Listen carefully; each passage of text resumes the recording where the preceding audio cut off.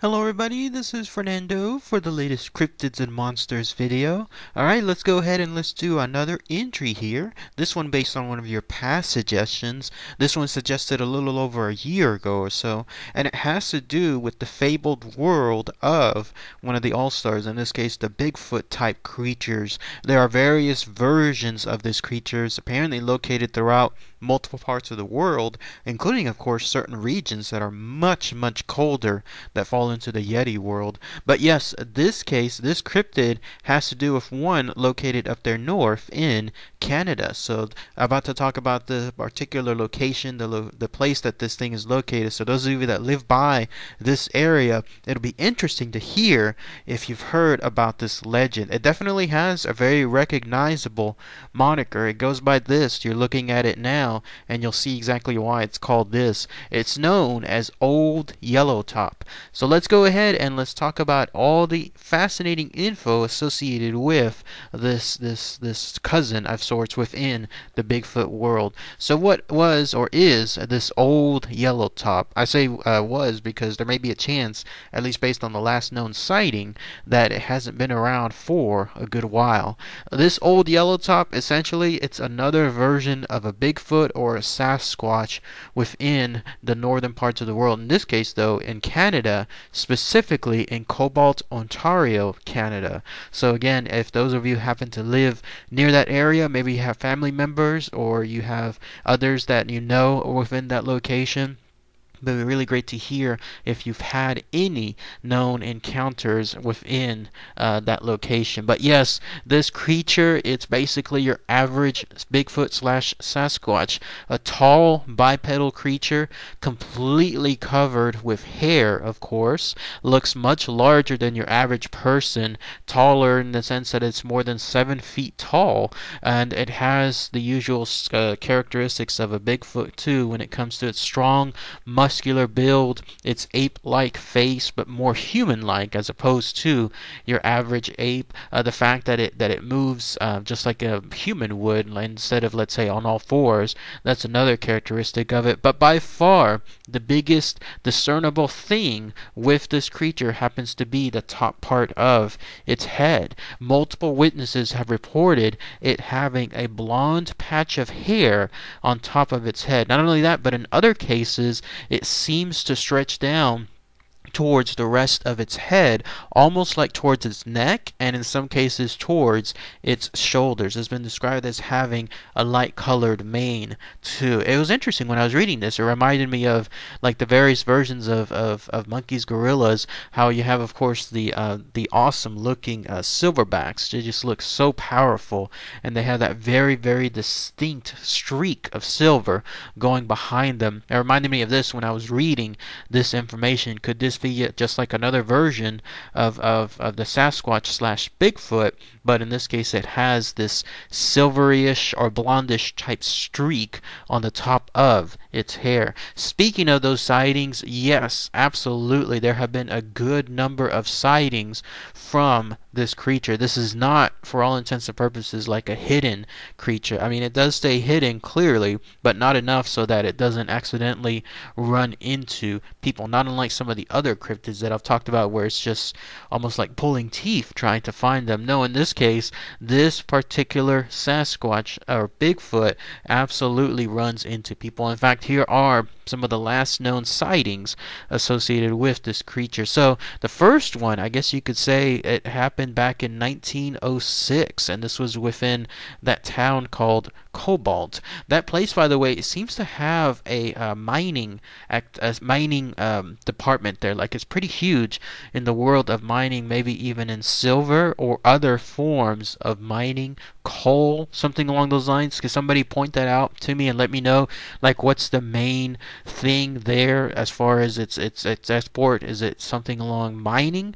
Is it silver? Is it coal? That'd be interesting to hear. But so that's at least I guess with the increase of miners and people that happen to be associated with them, family members, others out there within the business world, it's almost like like these boomtowners. Whenever you have something just create its own activity. Like let's say people find gold, diamonds, whatever is the case, it just brings so much other sets of people around too. Like you'll have people living there, the family members, then you'll have the restaurants, then you'll have other departments that come along, the touristy stuff. It just always grows around it. But as that happened, I guess as the mining industry grew within there in Cobalt, then that's when more and more sightings occurred. But the first one seemed to be back in 1906. Cut to a little bit after that, and that was when in 1923 two prospectors, again there in the world of mining, were at a location called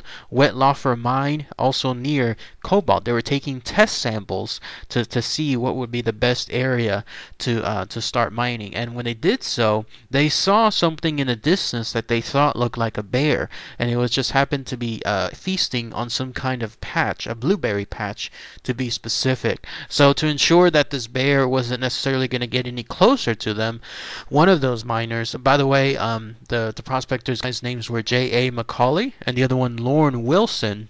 But one of them, Mr. Wilson, grabbed a nearby stone and then threw it at the bear. Just not necessarily to harm it, just to scare it away, to ensure that if they happened to move towards that area, then these prospectors wouldn't have any trouble thereafter. But to their surprise, this bear actually stood up. I guess it was either sitting down, which was most likely the case, and it stood up, turned, and then actually growled at them. And then that's when they saw, how shocked they were to realize that this was no average bear. Instead, it was described as being something very tall. It looked like a blackish fur, like a bear, but nothing else resembled it. And then it had, of course, that very, very distinct yellow top on it. It clearly recognized them. It was looking at them, and then it growled, and then it ran off into the night. No bad confrontation, though, in this case, which was a good thing.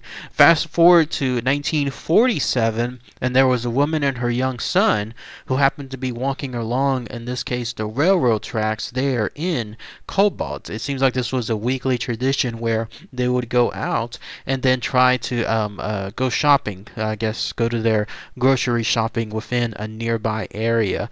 But because of this weekly tradition, she was aware that the locale, the area there, did have, especially I guess that time of the year, it did have bears wandering around, specifically tiny bears, those bear cubs. Anytime you see a bear cub, you better believe there's going to be a protective mother nearby. So they were already wary to make sure that they would not get into any kind of confrontation with a mother bear, even if it's by accident. Obviously, like, the mother bear wouldn't know it, but if the minute they see like a human nearby, they're going to go on the defensive. And so it was this wariness that made this woman see through her peripheral vision something big black, something like a big black shadow move towards the tracks, not necessarily towards them, but towards the same area that the railroad tracks were located.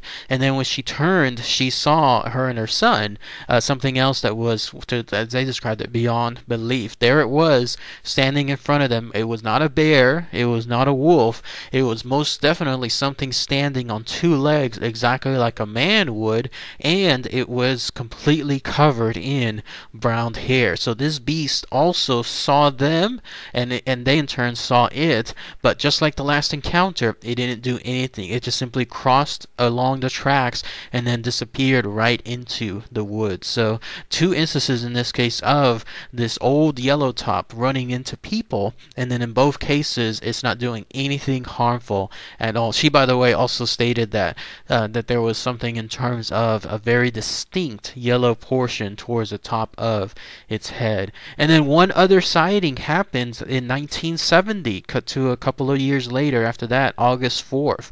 There was a group of 27 miners, again, in the world of mining, apparently, there in Cobalt, it's still very strong, but there they were, working at night, working the graveyard shift, and they were driving down a road, I guess, to get from point A to point B. And as they were doing so, lo and behold, right there in front of them, cutting in front, it looks like of the headlights, there was this thing that they saw walk across the road. Very distinct. It wasn't like an animal was, or like a bear was, where you would be on all fours. No, whoever was driving saw that it was walking down the road, came across the road, crossed it, and then of course it caused the driver there at the time to almost lose control, thinking that they're gonna hit this thing when clearly it was not there to cause any damage to them. But still, it scared the life out of them because they all saw what it was, apparently, especially since it didn't seem like it was in any hurry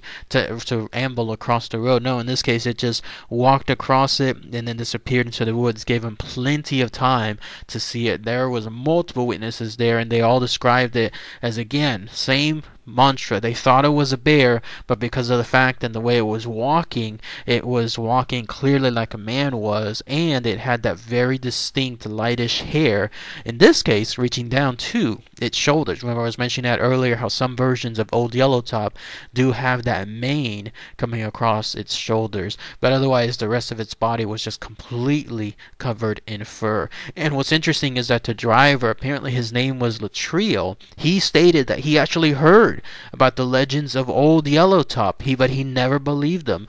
This was probably one of those things where he was probably thinking, oh yeah, sure, it's just another drunken tale from somebody who is clearly not in clear thinking when they saw something like this and they misinterpreted for a bear. But no, there he was, and he saw it in person. This was his direct quote. I've heard of this thing before but never believed it. Now I'm not so sure. But that's it. That's pretty much all the info associated with this notorious Sasquatch there up there in Cobalt, Ontario, Canada. It's been a mainstay within that location too. I was looking at some of the pictures, and there's statues that are built of this creature. There's of course montages associated with it. Even though it's had just a few appearances there up north, it still seems to have captivated the locale area. And I'm sure to this day there are still expeditions, people that go on like these amateur hunts, maybe crypto hunters or cryptic hunters, that go out there to try to find this beast or find any evidence associated with it. But yes, if anybody knows of anything else I might have missed, maybe even more recent encounters into the 90s, even into the 2000s, that'd be great to hear. Anybody passed by that area? Again, family members that live there, or of others that have seen, heard this creature, please share those comments. That would be really, really awesome to hear too. I wish I could go up there to try to go by and then see the evidence associated with this creature, but way too up north. But those of you that live up by those areas, y'all have a much more fortunate stance. So if you happen to have that opportunity, it'd be great to take advantage of it and try it out. So alright everybody, thanks again as always. Take care.